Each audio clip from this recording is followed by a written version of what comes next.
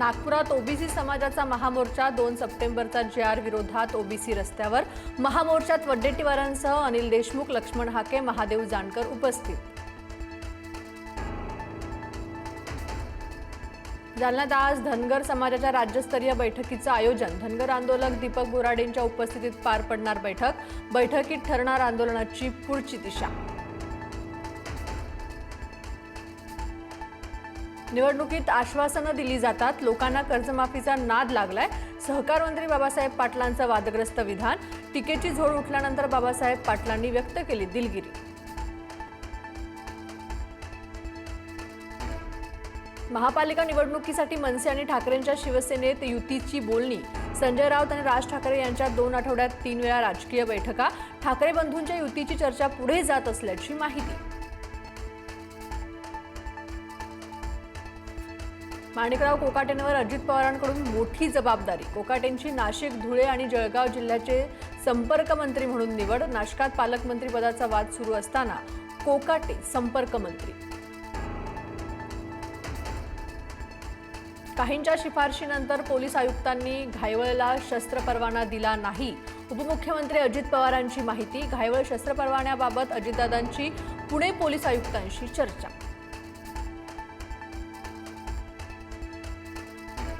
लाडकी बहीण योजनेसाठी ई-केवायसी बंधनकारक। उपमुख्यमंत्री अजित पवारांचा पुनरुच्चार। तर नंदुरबारच्या दुर्गम भागात ई-केवायसी करताना आदिवासी महिलांचे हाल। मोबाईलला नेटवर्क नसल्यानं तासनतास डोंगरावर बसण्याची महिलांवर वेळ। नाशिकमधील सरकारवाडा गोळीबार प्रकरणी पोलिसांची मोठी कारवाई। नुकताच ठाकरेंच्या शिवसेनेतून भाजपमध्ये प्रवेश केलेल्या मामा राजवाडेंना अटक। मुख्यमंत्र्यांच्या नाशिक दौऱ्याआधी पोलिसांची कारवाई। राज्याच्या वाळू धोरणात मोठे बदल। 3 वर्षांतून एकदा होणारा लिलाव आता दरवर्षी होणार। घरकुल योजनेच्या लाभार्थ्यांना 10% मोफत वाळू मिळण्याचा मार्ग मोकळा। मंत्री बावनकुळेंच्या पुढाकाराने सुधारित शासन निर्णय जारी। स्थानिक स्वराज्य संस्थांच्या निवडणुकीच्या पार्श्वभूमीवर मुख्यमंत्री ॲक्शन मोडवर। मुख्यमंत्र्यांची आजपासून 3 दिवस आढावा बैठक। आज नाशिक आणि मराठवाड्यातील पदाधिकाऱ्यांची बैठक।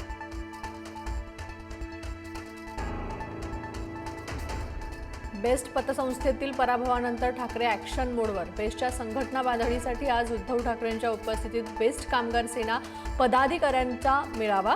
ठाकरे पदाधिकाऱ्यांना करणार मार्गदर्शन। छत्रपती संभाजीनगरात शिंदेंच्या शिवसेनेचा गटप्रमुखांचा मेळावा। उपमुख्यमंत्री एकनाथ शिंदे गटप्रमुखांशी संवाद साधणार। तर मेळाव्याच्या बॅनरवरून अब्दुल सत्तारांचा फोटो वगळला।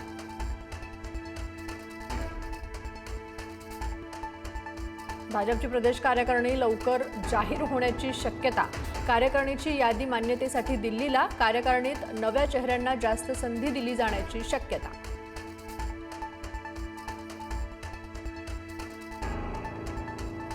मेट्रो 3 पहिल्याच दिवशी सुसाट। पहिल्या दिवशी 1,56,000 प्रवाशांचा मेट्रोतून प्रवास। वरळी ते कप परेड अखेरच्या टप्प्याचा मुंबईकरांना फायदा। मेस्मा लागू केला असतानाही वीज कर्मचारी संपात सहभागी। संपानंतर वीज पुरवठा सुरळीत होत असल्याचा महावितरणाचा दावा। महावितरण व्यवस्थापनाची कर्मचारी संघटनांच्या मागण्यांशी सुसंगत भूमिका। विविध प्रलंबित मागण्यांसाठी एसटी कर्मचाऱ्यांचा 13 ऑक्टोबरपासून आंदोलनाचा इशारा। प्रलंबित आर्थिक प्रश्न सोडवण्यासाठी धरणे आंदोलन करणार। मागण्या मान्य न झाल्यास 14 ऑक्टोबरपासून बेमुदत आंदोलनाचा इशारा।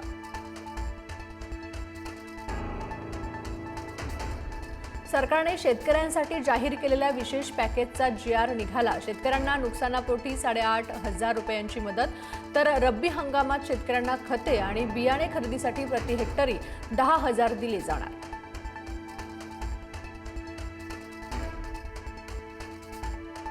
त्रिभाषा धोरण समितीचा आज नागपूर दौरा। समितीचे अध्यक्ष नरेंद्र जाधव आणि समितीचे इतर सदस्य उपस्थित राहणार। राजकीय नेते, शिक्षण तज्ज्ञ, पालक, विचारवंत यांना समितीसमोर आपलं म्हणणं मांडण्यासाठी येण्याचं आवाहन।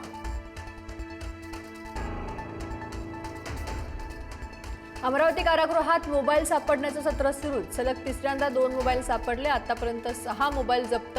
कारागृहाच्या अंतर्गत सुरक्षेवर भलं मोठं प्रश्नचिन्ह.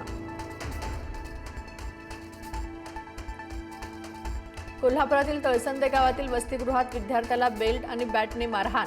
विद्यार्थी गंभीर जखमी. मारहाणीचं कारण अद्याप अस्पष्ट. जखमी विद्यार्थ्यावर रुग्णालयात उपचार सुरू.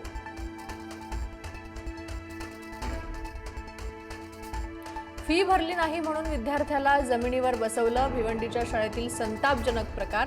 पालकांच्या तक्रारीनंतर मुख्याध्यापिकेसह शिक्षकांवर गुन्हा दाखल.